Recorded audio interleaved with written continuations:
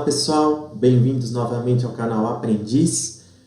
Gente, essa videoaula é uma videoaula muito importante, porque é um ramo da física que tem bastante conceito e aparece no nosso dia a dia, tá? Que é o princípio, ou melhor, é a parte de ótica geométrica, tá bom? Então, a gente vai estudar todos os fenômenos relacionados à luz. E a gente vai começar com essa parte inicial. Nessa parte inicial, nós teremos os conceitos iniciais de toda a parte da ótica geométrica. Depois, na segunda videoaula, a gente vai ver reflexão, que é um fenômeno óptico. Então, a gente vai estudar reflexão, espelhos planos e espelhos esféricos. Na terceira aula, a gente vai estudar toda a parte de refração, tá? A refração consiste na luz quando ela atravessa de um meio para o outro, quando ela muda de um meio. E a gente vai estudar isso mais a fundo também, tá? Na quarta aula, a gente vai estudar a parte de lentes e instrumentos ópticos. E também, para finalizar, a ótica da visão. Então, toda a parte de ótica geométrica a gente vai ver em 4 aulas, tá bom? Essas aulas, então, vão ter todo o conteúdo de ótica do ensino médio. Então, fica atento que se você prestar bastante atenção, fizer os resuminhos certinho, tudo bonitinho, você vai realmente saber toda a parte de ótica. Então, vamos lá. Bom, gente, para iniciar essa parte da ótica, a gente vai ter que saber todos os conceitos para depois aplicar. Bom, o primeiro conceito que a gente vai ver é um conceito de raio de luz, tá bom? Então, quando a gente tem uma lâmpada, a gente tem uma vela, a gente tem o sol, o que acontece? Esses corpos vão emitir luz. No estudo da física óptica, a gente vai representar esses raios de luz como linhas orientadas. Tá bom? Então, essas linhas têm que mostrar a direção e o sentido da propagação de luz. Então, olha essa figura. A gente tem uma vela acesa e a gente está representando aqui os raios de luz saindo da vela. Então, como eles estão saindo, eles saem da vela e vão para fora. A gente pode ver que tem 3 raios de luz saindo da vela, orientados no sentido e direção do olho do observador. Então, na física óptica, todas as vezes que a gente for representar raio de luz, a gente vai fazer essa retinha com a setinha, indicando de onde está partindo e para onde está chegando esse raio de luz. Não pode esquecer disso, tá bom? Então, esse é o primeiro conceito. Quando a gente pega um conjunto de raios de luz, um grupo de raios de luz, esse conjunto de raios de luz vai se apresentar para a gente de 3 formas diferentes, de 3 formas possíveis.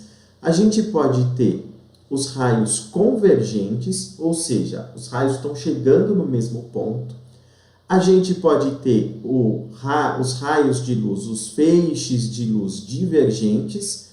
Eles estão saindo de um ponto, como a gente viu no exemplo anterior lá da vela, e a gente também pode ter um feixe de raios paralelos, tá? Então, a gente vai ver que, especificamente, em alguns casos de óptica, a gente vai ter convergente ou divergente ou paralelo, tá bom? Mas os feixes de luz, que são aí conjuntos desses raios de luz, agrupamentos, conjuntos de raios de luz, eles são chamados de feixes de luz.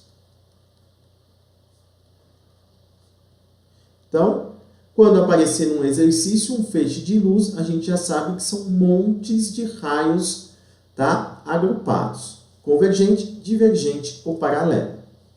Um outro conceito importante que a gente vai ter na parte de óptica são os corpos luminosos e os corpos iluminados. O que são corpos luminosos? Corpos luminosos são corpos que emitem luz. Então, a gente tem como exemplo o sol, pode ter como exemplo uma vela acesa, tá? Pode ter como exemplo uma lâmpada acesa. Então, esses são exemplos de corpos luminosos. Então, ó, aqui, ó, o Sol. O Sol, ele está emitindo luz lá em todas as direções. Não vamos esquecer de colocar setinhas lá para representar os feixes de luz que estão saindo do Sol, tá bom? Então, eles vão ficar dessa maneira. E o que são corpos iluminados? Os corpos iluminados são corpos que não emitem luz, tá? Eles não emitem luz própria.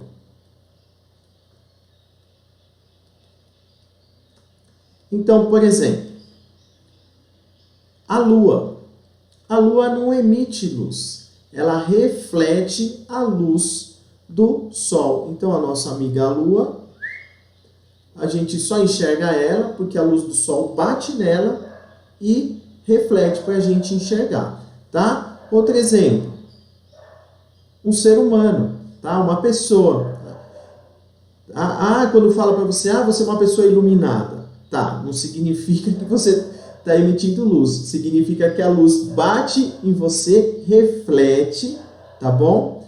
E aí a pessoa pode te enxergar. Então, o ser humano, a pessoa também é um corpo iluminado. Vamos desenhar a pessoa aqui.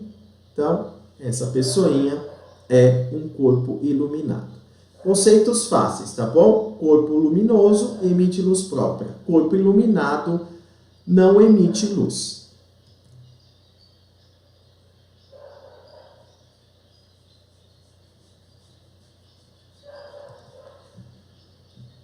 Uma outra nomenclatura também para corpos luminosos e corpos iluminados é a seguinte. Os corpos luminosos também podem ser chamados de fontes primárias de luz.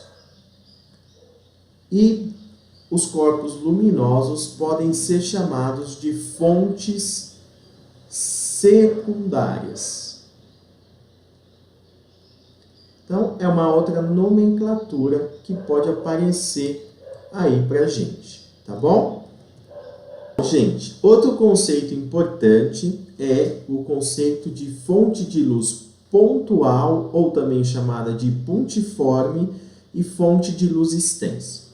Esse conceito de fonte de luz pontual ou pontiforme e fonte de luz extensa, a gente vai usar bastante na ótica. Uma fonte de luz pontual, então, é um pontinho que vai emitir luz em todas as direções, tá? Então, a gente representa assim uma fonte de luz pontual. A fonte de luz pontual, o tamanho dela é desprezível, tá? Então, vamos escrever isso. Tamanho desprezível. A gente não vai considerar o tamanho dessa fonte. A fonte de luz extensa já é o contrário. Como o próprio nome diz, é uma fonte de luz que o tamanho dela é relevante. Tá? Então, o tamanho é relevante. Ou seja, a gente tem que considerar o tamanho dela. Qual é a diferença? Na fonte de luz extensa, cada trechinho da fonte está emitindo luz. Então, a gente vai representar mais ou menos assim, ó, desse jeito.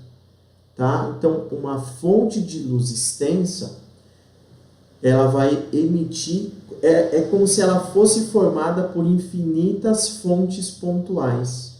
Tá? Então, cada fontezinha lá dentro vai emitindo luz. Então, vai ficar um feixe de luz. Por exemplo, uma luminária de sala de aula é considerada uma fonte de luz extensa. Então, vamos por exemplo, ó, o exemplo de fonte de luz pontual. Uma lâmpada. Uma lâmpada, a gente considera ela muito pequenininha. Então, a gente não leva em consideração o tamanho dela. Agora, uma luminária é uma fonte de luz extensa, é um corpo extenso. O Sol também é considerado um corpo extenso, uma fonte de luz extensa, tá bom? Um outro conceito também que aparece nessa parte de ótica é de luz monocromática e luz policromática. A luz monocromática é a luz que ela tem uma cor só. Por exemplo, o raio laser. Aquele raio laser que a gente compra na barraquinha, né? Ó, a gente pode ver, ele tem uma cor só. Ele é vermelho, ou ele é verde, ou ele é azul. A luz policromática já é diferente. Ela apresenta várias cores. Um exemplo disso é a luz branca do Sol. A luz do Sol ela é composta, na verdade, de várias cores diferentes. Então, a gente pode decompor uma luz policromática em várias cores, tá bom? Como a gente está estudando a luz, um outro conceito também importante na física é da velocidade da luz. Só que para a velocidade da luz, a gente não vai usar a letra V, a gente vai usar a letra C, porque ela é uma constante especial. Então, o C a gente pode representar com duas unidades, quilômetros por segundo ou metros por segundo. Então, a velocidade da luz é 3 vezes 10 à quinta quilômetros por segundo ou 3 vezes 10 à oitava metros por segundo. Em astronomia, tem uma unidade muito utilizada que é de ano-luz. Embora o nome seja um nome referente ao tempo, ano-luz é uma medida de distância. Então, um ano-luz é a distância que a luz percorre em um ano. É aproximadamente 9,5 trilhões de quilômetros, tá bom? Então, cuidado, ano-luz é medida de distância. Bom, gente, a luz ela pode se propagar através de meios também. Esses meios eles vão ser do tipo transparente, translúcido ou opaco. Então, se a gente olhar aqui, o que acontece? Na figura A, vem 3 raios de luz paralelo, eles se propagam no meio e eles chegam até o observador. Eles chegam paralelos também, ou seja, não tem nenhuma mistura aí, certo? Os raios não ficam, eles não se cruzam nem nada disso. Então, quando a luz ela atravessa do meio e a gente consegue enxergar muito bem o que está atrás desse meio, significa que esse é um meio transparente. Então, a letra A aqui, ó, representa um meio transparente. Se a gente olhar na figura de baixo, a gente pode ver que tem um pedaço de plástico transparente que a gente consegue enxergar os lápis de cor lá atrás. Então, essa parte aqui é o meio A, é o meio transparente. Na letra B, a gente já tem um meio translúcido. No meio translúcido, o que acontece? O raio de luz chega, só que quando ele vai atravessar esse meio, ele fica todo embaralhado. Então, cada raio sai numa direção diferente. Então, esse é um meio translúcido, tá? É um fosco, é um tipo um vidro fosco que é aqui nessa parte do meio da figura, ó. Essa parte B, então, é o translúcido. E o opaco? O opaco não deixa passar nada, tá? Que é o item C aqui. A gente pode ver que os raios de luz, eles chegam, eles incidem nesse meio, só que eles não atravessam. Então, esse é um meio opaco, que aqui no desenho de baixo é essa parte C. A gente não consegue ver o que está atrás dele. Então, esses são os meios de propagação que a luz vai ter: transparente, translúcido e opaco. Bom, pessoal, temos também alguns fenômenos ópticos que eles vão aparecer. Como eu falei, na segunda videoaula, a gente vai estudar reflexão e a parte de espelhos planos e espelhos esféricos. E na terceira aula a gente começa com a refração. Então vamos lá. Nessa primeira figura aqui, o que a gente tem? Os raios vêm paralelos, eles vêm no meio 1 se propagando, bate numa superfície S e eles voltam. Então, esse fenômeno é o chamado reflexão regular. Ou seja, os raios vêm paralelos, eles batem e voltam paralelos. O de baixo aqui, ó, os raios vêm paralelos, só que eles batem na superfície de separação entre meio 1 e 2 e eles saem todos, cada um para uma direção diferente. Então, essa aqui é a chamada reflexão difusa. Tá? Então, os raios saem cada um para um lado. Então, a reflexão, o raio de luz bate e ele não muda de meio, ele continua no mesmo meio. Em compensação, nessa outra figura, nessa terceira figura aqui, que está com a letrinha A, o que acontece? Os raios vêm paralelos pelo meio 1, tem a superfície de separação entre os meios e esses raios atravessam. Esse fenômeno é o fenômeno da refração. Então, a refração é quando a luz muda de meio. E o último aqui é o fenômeno da absorção.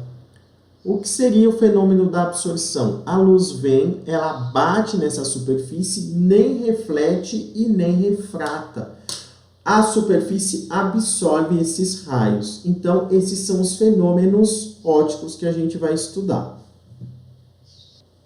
Bom, gente, a gente também vai ter, nessa parte de física, a parte de cores de um corpo. As cores por reflexão. Então, o que acontece? A luz vem, bate num corpo e aí a gente vai conseguir enxergar a cor desse corpo, tá? Então, a luz branca, que é a luz que o Sol emite, dentro daquela luz branca, como ela é uma luz policromática, lá dentro a gente tem a luz vermelha, alaranjada, amarela, verde, azul, anil e violeta. Tanto que se a gente decompor a luz branca, a gente vai chegar nessas cores. Então, imagina que a gente tem a luz branca, a luz do Sol. E essa luz, ela incide num objeto aqui, no objeto da letra A, um corpo azul. Então, o que acontece? Todas essas cores estão chegando juntas, todas misturadas na luz branca. Essa luz vai bater no corpo e vai refletir. A gente pode ver aqui que está refletindo só, está anotado aqui, né? Que está refletindo só a luz azul. E o que acontece com as outras cores? As outras cores são todas absorvidas. Então, o que a gente vai enxergar, o corpo azul, é exatamente a luz que ele reflete. Então, se a gente enxerga um corpo e esse corpo está azul, significa que ele absorve todas as outras cores e só o azul ele reflete. Um corpo branco é diferente. O corpo branco, ele reflete todas as cores. Então, se a gente iluminar um corpo branco com luz branca, ele vai continuar branco. Se a gente iluminar um corpo branco com luz vermelha, ele vai ficar vermelho. Se a gente iluminar um corpo branco com a luz verde, ele vai ficar verde. Diferentemente de um corpo que é azul. Se a gente iluminar o corpo azul com luz vermelha, ele vai ficar preto, porque ele absorve essa luz, ele não é capaz de refletir o vermelho.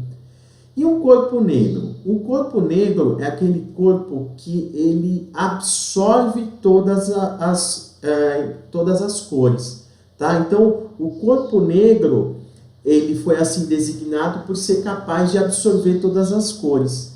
Então, por exemplo, por que no calor a gente tem que usar roupa clara, né? Roupa de preferência branca? A luz do sol, quando bate, parte dela vai ser refletida ali. Então, o tecido vai esquentar menos. Em compensação, uma roupa de cor preta, o que vai acontecer? Ela vai absorver mais essa luz. Ela não vai refletir, ela vai absorver. Então, ele vai esquentar mais. Tá bom? Mas vamos ver essas cores agora, como elas vão ficar. Na física, a gente também estuda cores primárias e secundárias. As cores primárias são vermelho, verde e azul. E as cores secundárias são o amarelo, o magenta e o ciano. O amarelo, então, vai ser uma mistura das cores vermelho e verde. Lembra, a gente está falando de luz, tá bom? Magenta, que é um rosinha, é vermelho com azul. E o ciano é um verde com azul. Então, quando a gente mistura essas luzes, a gente obtém essas cores, tá? E se a gente misturar todas as cores, as primárias e secundárias, o que a gente vai obter? Se a gente misturar as cores primárias, o vermelho, o verde e o azul, a gente vai obter a luz branca, tá bom? Então, vermelho mais verde mais azul, a luz branca. Nesse diagrama aí, a gente consegue ver, tudo bem? Então, essas são as cores primárias e secundárias. Um fenômeno interessante que a gente vê todos os dias a gente tem aqui na Terra é quando o Sol está nascendo e quando o Sol está se pondo. Por quê? Porque o céu ele vai ficar de cores diferentes, tá? Então, o que acontece? A luz do Sol é uma luz branca, tá?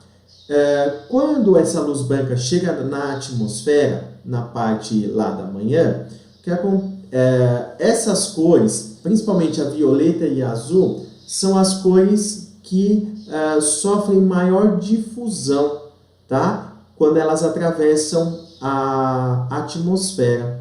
Então, quando a luz percorre distâncias menores, por exemplo, ao meio-dia, essas componentes elas vão chegar com maior proporção aos nossos olhos. Por isso que a gente consegue ver o azul, tá bom? Tudo bem? Maravilha. Agora, quando o Sol está se pondo, a gente vê o céu avermelhado. Isso acontece porque a luz vermelha, que é a que menos se difunde, e assim ela se propaga mais facilmente pela atmosfera. Então, quando ela atravessa uma espessura maior nesses períodos do que ao meio-dia, a luz solar chega aos nossos olhos. A luz azul, ela acaba sendo meio que retirada desse espectro, né? Porque ela precisa de distância mais curtinha, a luz vermelha de uma distância maior. Por isso que a gente vê avermelhado, tudo bem? A ótica geométrica, ela funciona através de 3 princípios básicos. São eles: a propagação retilínea, a reversibilidade dos raios e a independência dos raios. Então, toda a ótica geométrica, todas as construções que a gente for fazer de imagem, a gente vai levar em consideração esses 3 princípios. E agora a gente vai ver cada um deles com mais detalhes. O primeiro princípio que a gente vai estudar, então, é o da propagação retilínea. E ele diz o seguinte: nos meios homogêneos e transparentes, a luz se propaga em linha reta, tá? Como a luz se propaga em linha reta em meios homogêneos e transparentes, isso vai ter uma consequência. Pode aparecer sombra e penumbra. Sombra e penumbra, então, são consequências da propagação retilínea da luz. E a gente vai ver agora. Então, quando a gente tem uma fonte de luz extensa, a gente vai ter presença de sombra e penumbra. A sombra é uma região que não chega a nenhuma luz. A penumbra é uma região que aparentemente era de sombra, mas que chegou a alguma luz. Então, seria uma sombra levemente iluminada, tá bom? Se for uma fonte de luz pontual, aí a gente só vai ter sombra, a gente não tem penumbra, tá? Então, fonte de luz extensa tem sombra e penumbra. Fonte de luz pontual só tem sombra. Então, olha o que acontece com essa parte de penumbra. Na fonte de luz extensa, quanto mais afastada ela está do objeto, menos nítida é a sombra. Então, a gente pode ver aqui essa girafinha, no primeiro quadrinho, a gente pode ver que a sombra dela aqui, ela está meio fosca. É porque isso aqui é uma penumbra. Conforme a gente for aproximando essa fonte de luz extensa do objeto vai ficando mais nítido.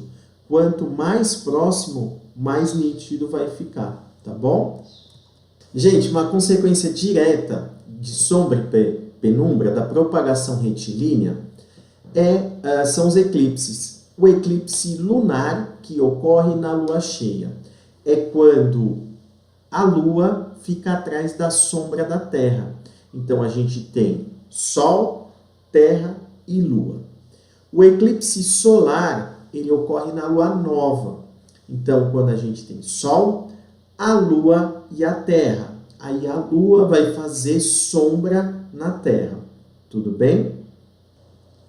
Outra consequência que a gente tem da propagação retilínea, que pode ser usado, é a câmara escura de orifício. A câmara escura de orifício nada mais é do que uma máquina fotográfica antiga. Então, olha só, a gente tem aqui um objeto e tem a câmara escura aqui. Aqui é o orifício. Então, o que acontece? Tá? A luz, ela bate nesse objeto e reflete. E vem na direção da câmara escura. Então, faz a setinha, hein? Vem outro raio de luz e também entra pelo orifício. E vai formar uma imagem aqui. Essa imagem, ela é formada invertida, tá? Então, como que a gente relaciona isso? Bom, vai ficar assim. O tamanho do objeto, a gente chama de O. O tamanho da imagem, a gente chama de I.